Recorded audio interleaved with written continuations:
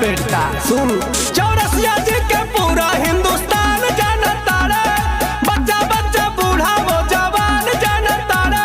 चौरसिया जी का देन हकी राज करता रे, चौरसिया जी का देन हकी राज करता रे। झूठा हूँ कहते हूँ तो विवाद करता रे, छोड़ दे के जवानाज करता रे। चौरसिया जी का देन हकी राज करता रे।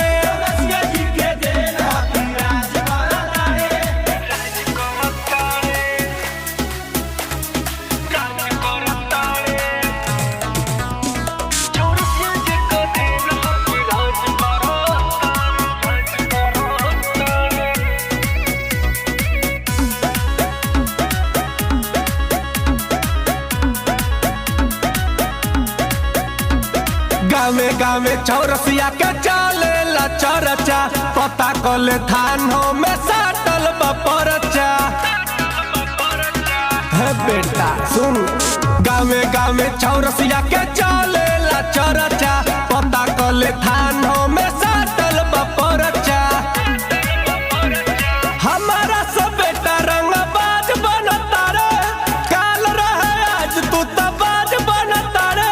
चौरसिया जी का देन हकी राज करता रे, चौरसिया जी का देन हकी राज करता रे।